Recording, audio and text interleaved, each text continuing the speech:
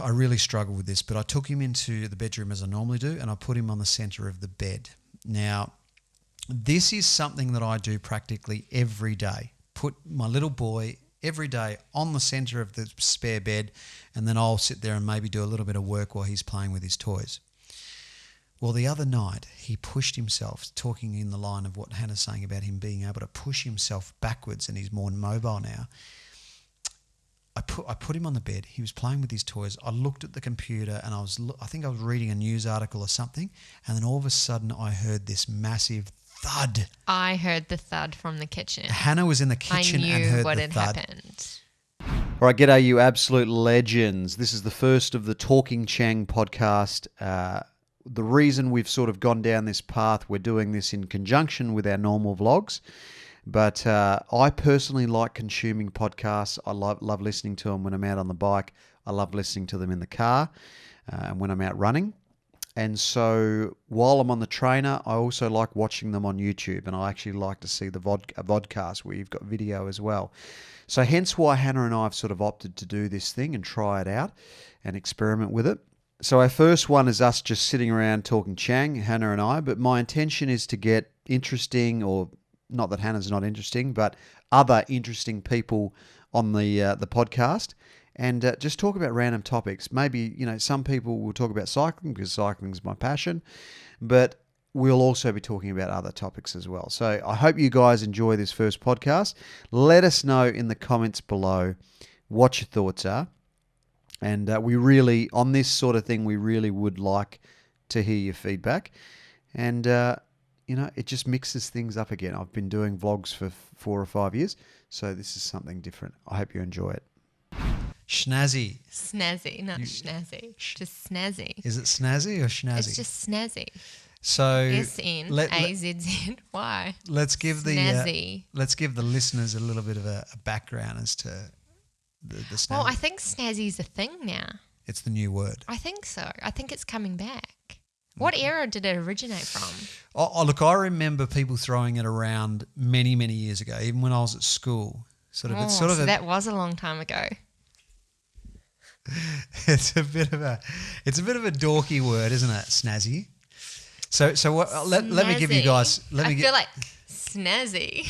Let me give you guys a bit of background. Hannah and I went to Wagga last weekend, or was it the weekend before? Anyway, we bumped into a girl who was selling, she was a door-to-door knocker. For the McGrath Foundation. And she was a sweet chick. So we got talking to her, and anyway, she said, she kept saying snazzy. Oh, that's really snazzy. Word. That's snazzy. She said snazzy like you say legends. Yeah. Or yeah. Or tears. More legends, I'd say. More legends, yeah. So, yeah, it did get a bit annoying after a while. But I think it is coming back because I text my brother to tell him we're moving and showed him the new house. And he came back saying, it's snazzy. So I feel like it's coming back. That's great. How old's your brother? 27. 29. So it's obviously in that era of people that are using snazzy. Anyway, that snazzy's our new word. So if you hear it, snazzy's that's our new word. Yeah. So the new house, we're moving out of here in 4 weeks or 3 weeks? Yeah, 3 maybe. Yeah, 3 weeks. Yeah, the third. We're moving into the new place on the 3rd of December. Yeah. How do you feel about this? It's a massive thing, isn't it? Yeah, especially with the baby now as well. Like, I've had to pack up 3 houses in 3 years. Dandenong Road, Shuba Road, and now Anderson Street. Yeah. So, yeah. Oh, I'm kind of dreading it, but I'm excited at the same time. Like, the house is cool. It's going to be heaps more room for us. The area, I'm not so sure about, but I think we'll settle in all right. Yeah, I'm excited. Are you? Yeah. So that we're moving out to Oakleigh, which for anyone from Melbourne, it's a little bit further out. It's sort of 6-7 kilometres further out. And we're not really familiar with the area, so we're not sure what it's like yet. Like, in terms of cafes and lifestyle stuff that is important to us. It is. So, and it's a bigger house. It's 3 bedrooms still, so it's the same as this, but it's a much, much bigger. Because it's got the study and it's got an outdoor area and Like it's a house. What we're in now is an apartment. Yeah, apartment with no shed, no nothing. Yeah. So I'm going to have a place to put my bikes. There's actually a shed out the back, which I think I'm going to make into a little studio. And we're renting this place. If anyone's asking, we haven't bought the place. We're renting again. It's probably like $1 million over our budget. Yeah, to buy. Yeah. It's ludicrous money. So, yeah, so we are moving out of here again. For me, it's not exciting because I know how much of a punish moving house is. Although you're going to be away when the whole house is getting packed up anyway. That's true. So, just like last time. We'll have to get but Rhino over. you will be unpacking, which is always the worst part, I think. I think packing is always better than unpacking. Yeah. Don't you think? Yeah. Yeah. So that is what's happening. Now, Oakley, I've got to think about all the things that are beneficial about this. It is closer to Sandown for racing. So if I do decide to get back and do some crits, it's sort of half the distance between where I am now and... Less of a practice ride out there, though. What do I you can't call believe it? you call it a practice ride. What do you call it? A practice ride. It's a training ride. Okay. It's a training ride. See, I think it's practice. You like practice your riding. Yeah, well, I suppose it is one way of saying it. So with the house, the other thing I'm really excited about is that there's a cubby house for Jack, and as he gets older, it'll just be better for him, moving around, especially now when he's starting. He's on the verge of crawling.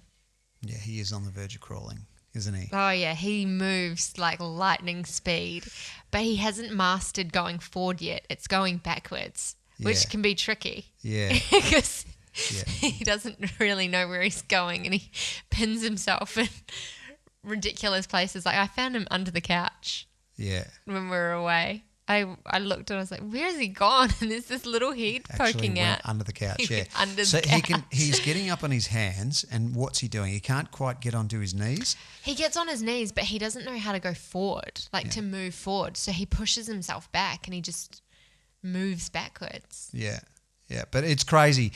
Do you know the one thing that's blown me away about this whole thing is it feels like yesterday he was born and then now he's mobile. So he's literally, you put him down on the floor in one place in the lounge room and the next minute he's across the other side of the room. Yeah.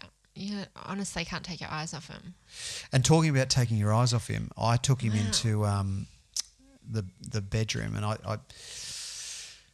I really struggled with this, but I took him into the bedroom as I normally do, and I put him on the centre of the bed. Now, this is something that I do practically every day. Put my little boy every day on the centre of the spare bed, and then I'll sit there and maybe do a little bit of work while he's playing with his toys. Well, the other night, he pushed himself, talking in the line of what Hannah's saying about him being able to push himself backwards, and he's more mobile now. I put him on the bed. He was playing with his toys. I looked at the computer, and I think I was reading a news article or something, and then all of a sudden I heard this massive thud. I heard the thud from the kitchen. Hannah was in the kitchen I and knew heard what the had thud. happened. Jack had pushed himself backwards to the edge of the bed and fallen off the bed. And this was all in the space of about a minute while I turned my back on him to read this news article or do some work or something that I was doing on the computer. And I ran over to him and picked him up off the ground. So he'd fallen the distance off the queen bed. Which really is quite a distance for a baby. Yeah. You don't think it's that high, but it's... For a baby, it's a his long way. height. It's his, Yeah.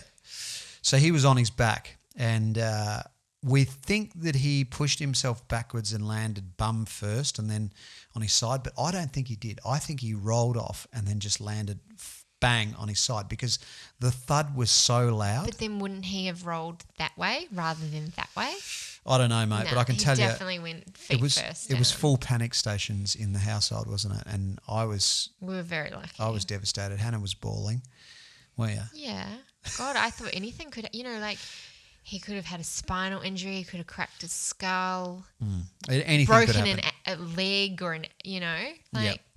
Anything could dangerous. happen. And I can tell you the guilt that I felt immense guilt to the point where I got no sleep that night, and I was up every half an hour. How often did I check on him? At the start, it was like every half an hour, and I had to say stop because you're just going to wake him up. just to see if he was breathing. Every couple Because of I was worried hours. about concussion. I was worried about the fact that he might have hit his head. Because on him, when I picked him up, he was crying, right? So I picked him up straight away and he was crying, which is a good thing. He wasn't out cold. And so Hannah came running in, and then within 2 minutes, he'd stopped crying and he was laughing, wasn't he? He was fine. He was fine. he was We fine. rang the health line and all of that. We're going to take him to the hospital, but he was okay. Like, there's not even a mark on him. Yeah, there wasn't a mark on him. So we're very lucky. We're going to put it down to experience, but I can tell you I suffered from a lot of guilt for at least 24 hours. Yeah. At the end of the day, he's a kid, that's what kids do, isn't it? Yeah, but not off like once and then that's it. They don't do it again. Yeah. Well, you don't let it happen again. The other thing I was going to say is for a couple of days after that, I do this thing where I grab Jack and I sort of lightly throw him in the air just to get him excited, and he was actually pretty scared of that falling feeling. Yeah. So it's interesting to see that even at that age, they pick up on stuff. And Well, they're not born with fear. They learn fear. yeah, That's the other thing. Like, babies aren't born, with any of those feelings, like fear and things like that you eventually you get as you get older, right? My girlfriend and I were talking about it the other day, and her little girl will be in a cafe and she'll be waving and smiling at people, and there are people that just will not wave back or smile back. And like May said to me, she said, it's not up to other people to entertain my child. But at the same sense, this child is learning kindness. They're getting that rejection. So they're not seeing, kindness from other people. They're not getting that love and nurturing, you know what I mean? And they're just an innocent little baby. And I feel like that is where the world is going now. Like, you look on the train, no one wants to make eye contact with anyone. They're just buried in their phones. God forbid you just shoot a smile to someone, or you have a friendly, conversation. And even just walking down the street, you'll pass someone.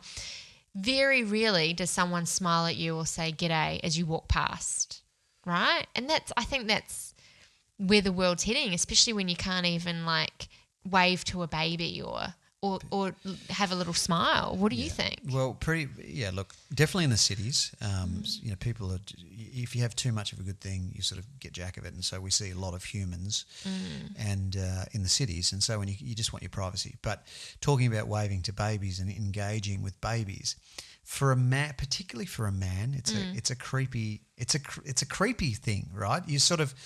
You don't want to be the guy that's sort of engaging with the baby while the parents are looking at you thinking, who's this weirdo? Nah, see, this is political correctness gone wrong. Like, you can give a little smile to a child and then you can turn away and you can focus on what you need to focus on. But to just outright ignore them, I think that's wrong. I think you have to strike that balance. For example, there was a nice guy. He was a little bit of a rough-looking dude that came into the cafe this morning, wasn't he? That bald sort of, I wouldn't say druggy-looking type, but he was just sort of a rough-looking dude, I suppose. Never judge a book by its cover. You never want to judge a book. He was obviously clearly a nice guy, because while he was behind me, he was waving at Jack and sort of, being nice. He just smiled, and Jack gave the biggest smile back. And he just gave a little wave, and then he walked off. Yeah. He focused on getting his coffee, and then he went again. And, that's all you have to do. Yeah, that's true. How did we get onto this? How did we get talking about this? I don't know. Learning fear. Learning fear, right. Yeah, like and these are the things that kids are learning. They're learning these behaviours and things like this from adults. Yeah, that's so true. Talking about learning things from adults, he was on Instagram. I put a thing up the other day where I was poking my tongue out and playing around with Jack, and then he started doing it back at me, and then we just went back and forth, and it was the most amazing thing ever. Blowing raspberries. At the time, it was awesome. But now he's formed this habit where he literally does it 24/7. He thinks it's funny. He just thinks it's so funny, and especially when he's eating. Yeah. When he's had enough eating, he will just go at me. Yeah. And then he'll laugh and he thinks it's funny. And I have to try not to laugh because I've got to teach him, no, we don't do that. Yeah, and I mean, especially talking about teaching kids. It's how do you teach a little child like that that's not You the just wrong got to thing? keep saying the same thing. No, with a stern, straight face. No, and eventually. But see, isn't that a negative? Isn't that a negative? Like when you're talking to kids, or even like small animals, like puppies and stuff, isn't it supposed to be positive reinforcement? So rather than saying no, maybe say when he does take a mouthful of food, sort of pat him on the head or give him a little bit of love and say, "Good boy." Not And when that's- he's spitting the food out at No, me. but no. When he's doing the bad thing, you stop whatever you're doing. Yeah. Now, I'm not schooling you here. I'm just throwing this out there. Yeah, no, Because there's I probably do. two ways of doing it. You stop what you're doing, but you don't actually say no. You stop what you're doing, and then when he does the good thing and takes a mouthful of food, it's positive. Oh, no, I reinforcement. always do that whenever, like, if he's been spitting his food out at me and then we stop, but then he actually takes it, I'll always say, good boy, and have a smile on my face just to let him know, like, that's what you're supposed to do, not this. Yeah. Yeah. I was actually listening to a podcast. I don't often listen to podcasts, but I was listening to the Jordan Peterson podcast last night, and he on his new book, I can't remember the name of it right off the top of my head now. Something Rules of Life, 10 Rules of Life or something like that. But it's on Audible, and he was talking specifically about bringing up his little boy and how, when they start to get naughty at around the age of 2, you really it's a real challenge. It's a real challenge mentally because the kids are getting smart enough to challenge you as a parent and your authority, and it's a power struggle at that age. And they get smart enough to know to test the boundaries. And so it's going to be interesting to see how They're we smart handle little that. fuckers. They are, aren't they? They are smart. I mean, he's smart now. Oh, yeah. So, in other news, moving away from Jack, we went and we've got our wedding next year in April. Hannah and I have got a wedding, and we went and did all the unusual things. I mean, to me, it's just foreign, right? So going and seeing the wedding celebrant, Oh, yeah. sitting down, talking with them, obviously the paperwork that has to happen behind the scenes. But he sent us a questionnaire.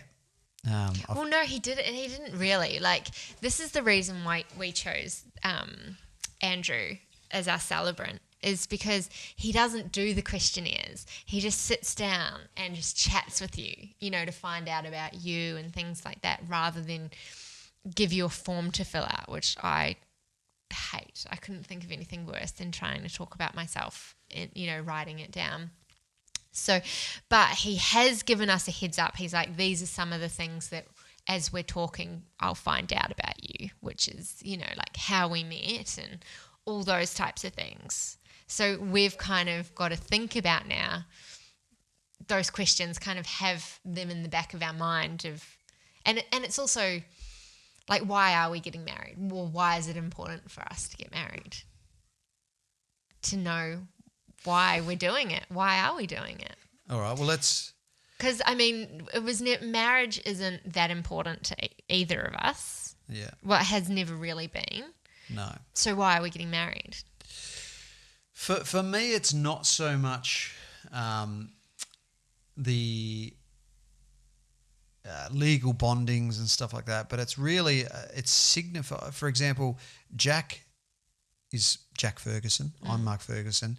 It really brings us together as a family unit. We are a family unit as it is, but it really does Cement that in a metaphorical sense, I suppose, as well. That's how I feel. Like, if we didn't have Jack, it would be different. I think having him, you feel like, you want more of that official family unit. Well, not even official. I wouldn't call it official, but it's not official. But it's it just glues the bond a little bit tighter, right? Yeah. And the thing is, the other thing with marriage, I think, is that when people go through tough times together, because every relationship has a tough time. You and I had some tough times in Europe, and we managed to get through them. They say having a child is one of the toughest things you ever can do. Hannah and I have certainly had some tough times with the baby, arguing over certain things. But at the end of the day, when push comes to shove, breaking up, especially in those tough times, it's quite easy to do. You can break up. It's not easy to do, but it can happen. You can just say, look, I've had a gutful, you've had a gutful. And so I think that the marriage is a bond, is a glue that through those tough times holds you together just a little bit better. That's not my way of thinking, which I guess we've got different views on that. Yeah. But I feel having a kid that's the ultimate commitment to each other. Yeah. That's a forever commitment. Yeah.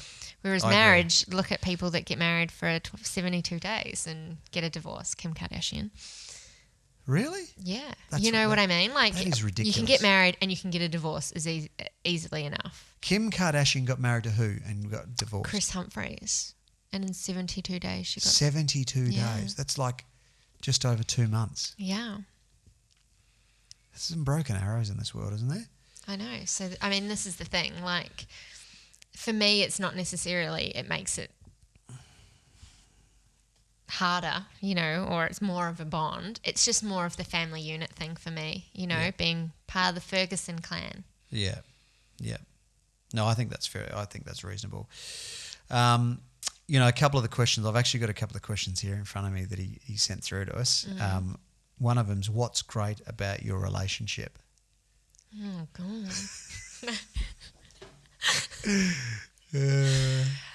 Not the podcasting part. No, I reckon we're doing pretty well. I reckon we're doing all right. That we can have a laugh together. Yeah. And we do. Every day we have a laugh together. Yeah. Don't we? We do. We definitely do.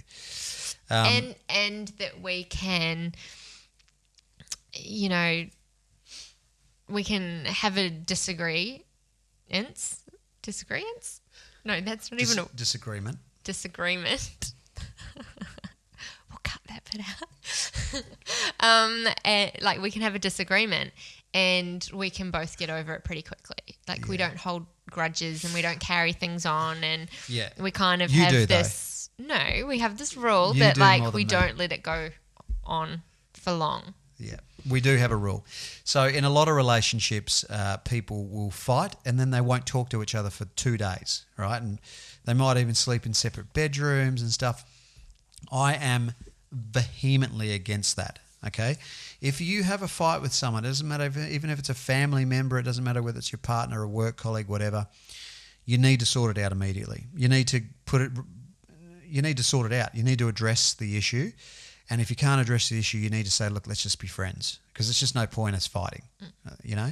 And so I think that's one of the strengths that I bring to this relationship. Your cooling off period is a lot shorter than my cooling off period. Okay, but how long? I've taught you, because you, with your ex-boyfriend, you used to go days without talking to him, which is just ridiculous. Yeah.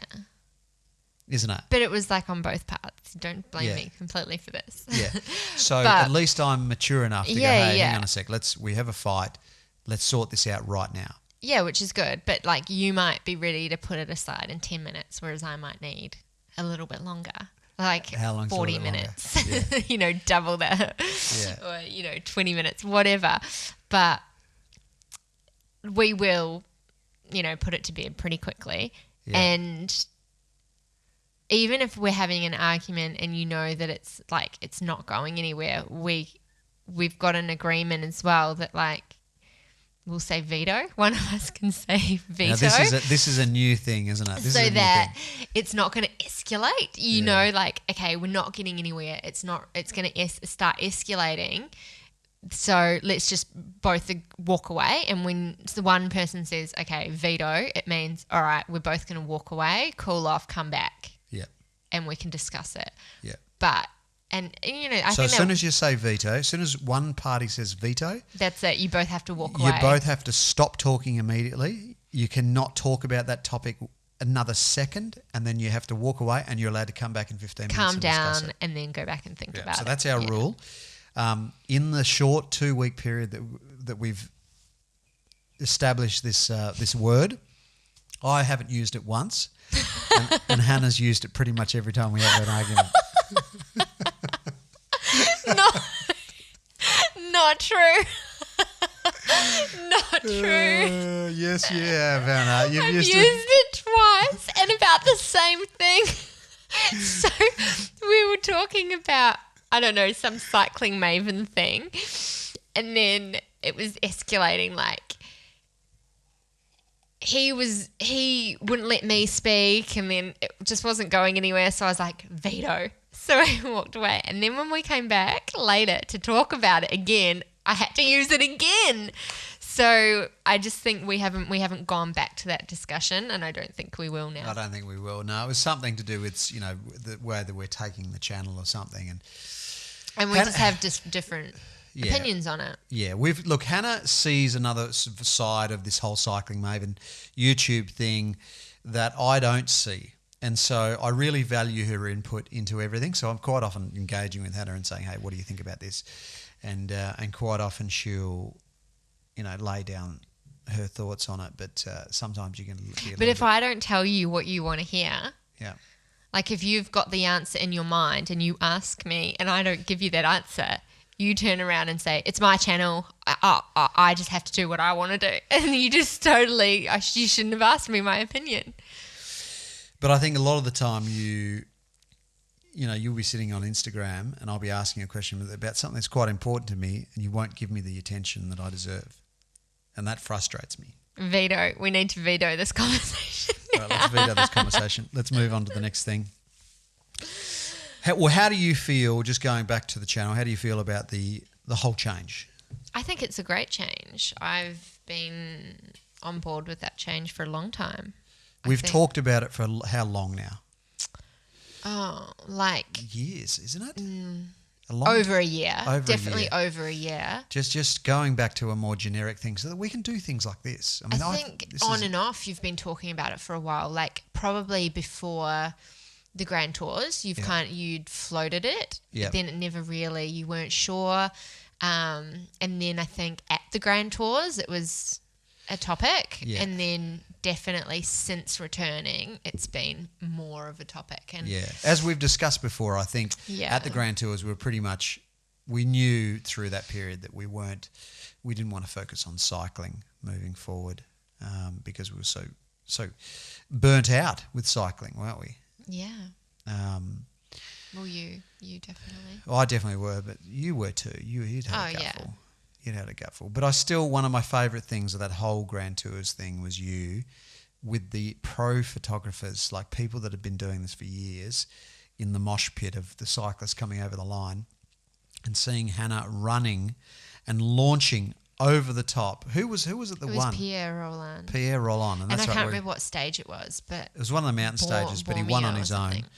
Hannah just launches over the top of all these photographers to get this footage, and she got some of the best footage that I've ever seen. I've got to find that footage because it's outstanding. You just had to get amongst it, didn't you? Yeah, you had to be forceful. But anyway, going back to the channel, we're moving into probably unknown territory. We're going to have a bit of fun with it over the next... We're not exactly sure, but we're going to do more of these podcasts, and I'm going to get people on, other than H. And when I don't have anyone to get on, you're going to come back on and be my guest. I don't know. Until Jack can talk. Oh, God, poor Jack. But just a couple of other points that... we need to talk about. We've spoken about moving house. I'm still doing Peaks Challenge. Am I still doing Peaks? Yeah. I mean, I've committed to it, so I really... Yeah, of course you have to do it. I really should do it. And it'll be a good training goal for me. I think the one thing you and I have talked about is the fact that the wedding... So Peaks is in March and the wedding's in April. So this is going to be perfect. If I can string 18 weeks together of training for Peaks and do Peaks, I'll be a lot leaner. Yeah. And you know what that means, don't you? I'm going to fit into my Vietnam suits. Now, the Vietnam suits thing, right? Every time he goes to the fridge or the pantry or suggests we get burgers for dinner, I have to remind him your Vietnamese suits will not fit you. So a couple of years ago, I went to Vietnam with Hannah. We went on a holiday, and I don't know what it was, but I was really lean from cycling back then. And I got all these custom-made suits, not expecting that I was going to get fat, right, and stop cycling as much.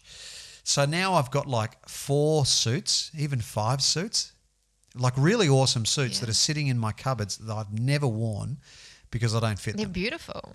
and they're beautiful suits. So I want to wear one of them for the wedding. So that's the goal. So that is part of the reason, in a nutshell, part of the reason I'm doing peaks is so that I can fit into my Vietnam suits for the wedding. And what else are you doing then? So the other thing you said to me, now you've been peppering me about doing an Ironman. Well, yeah, you brought it up, and I was like, I'd support you doing an Ironman again. Yes, I have ulterior motives. One, you had a good rig back then, and two, you might be out of the house a little bit. You're trying to get rid of me. No. I think... How was that picture? So I showed a picture on Instagram. I was torn to pieces back in those days. It was only 10 years ago. He was like that when I first met him. I was torn, like wasn't I? 6 years ago. Yeah. You had a good rig. I was doing CrossFit when I met you. Yeah. So it was funny. The triathlon days sort of cut me right up, and I had quite a good rig. And then when I started CrossFit, it's a completely different bunch of exercises. So you become a bit of a mud crab, and lifting heavy weights. And I was quite big, solid, wasn't I? But muscular. And then I got back into cycling again, and you sort of go opposite. You go sort of really skinny, which I think is a good thing as well, because you're more flexible and you're more nimble. What do you need to be flexible and nimble for? Well, I think it's better rather than a big stocky weightlifter having all that bulk on. I don't think that's a healthy way to live with a lot of bulk, to the point where you can't even reach over and grab your seat belt, or you can't scratch your back. Yeah, you had issues. So I don't think I want to go back to being a mud crab. But I am interested in jiu-jitsu. Yeah. I went and did my first session the other night. And what is jiu-jitsu? So jiu-jitsu is, now, I saw your little rendition in the kitchen where you thought it was that's not it at all. That's not it at all. It's not karate. It's not karate, right? It's jiu-jitsu. Brazilian jiu-jitsu is it's very similar to, it is grappling, or very similar to sort of wrestling on the ground, and sort of chokes and submissions where you sort of bend someone's arm or leg to the point where they submit. Sounds violent. Well, it's not that it's violent, but it's technical, and it's just it's usually how most street fights end up, in a scrap on the ground, right? Oh. And it teaches you, though, to... Anyway, Google it, right? Yeah. Google, I'll show that. But because I think the name jiu-jitsu, it sounds quite Asian, I imagined it's like that karate type thing. But do you know, since I did one session the other night, I loved it. I had an absolute ball. I got hurt. Like, I hurt my fingers and stuff. I took a bit of skin off my fingers, and just from holding onto the gi, which is the clothing that they wear. But I started Googling when I got home. I spent like 4 hours watching MMA, Brazilian Jiu-Jitsu specialists, and it was fascinating. So I'm pumped. I'm definitely going to do some more sessions. But I think what I've got to do is get through peaks, because I've got to spend a lot of time on the bike training over the next 3 months or 18 weeks. No, you've got to mix it up, or else you'll burn out again. You'll get bored of the bike. Yeah. You've got to do a variety of things, and that's why I thought Ironman. Because at least then you're doing different training. You're doing the swimming, the bike, the run. But I you could think even do coast to coast. What's coast to coast? When you go from the west coast to the east coast of New Zealand, through the middle, through the terrain. But that's mountain biking, yeah? Yeah, you do running, kayaking, mountain biking. That'd be fun. Yeah. And you just support me? Yeah. What about all the training I do? You'd be okay with it? Where would you kayak here, and where would you... You can do mountain kayaking bike? down in Port Melbourne. Oh, yeah. And so I'd have to buy a new mountain bike. No. Yeah. No, just stick to the Ironman. I'd have to buy a time trial bike. No. See, these are all the things you don't know. But I think that pretty much wraps up our first podcast. I think we've covered a few topics. What do you think? Yeah, it was good. You enjoyed that? Yeah. You happy to come on again? No. So the other thing I wanted to say is the pilgrimage this year. We talked long and hard about it, didn't we, H? We actually found a new route, so we're going to go sort of the eastern side of the Great Ocean Road. the eastern side of the down to Sorrento. What's the eastern side of the bay? So the eastern side of the bay down to Sorrento, then catch the ferry across to Queenscliff, and then sort of go Great Ocean Road. But it just became too much this year, and I think I've got a lot of excuses, but I think we're just going to let it go this year and sort of plan it properly if we do it next year. Well, in terms of the organisation of it, if you still want to do it, you could just... I might do it on my own. Yeah. But the Or bottom a line is couple we're of not people who going to. want to join. Yeah, we're not going to do the pilgrimage this year. We've decided that we're not going to do it. Is anyone doing the pilgrimage this year? Well, I don't know. I think the Curve boys have actually got a. The Curve guys aren't. I don't know if the Curve guys are doing it, but I think they're doing something in South Africa. They've got a tour on. So I think during that period, Yeah. I'm not sure, but it's a good ride if you wanted to do it on your own. You're interested in doing it one day? Never. Hannah, thanks for coming on the podcast. My pleasure.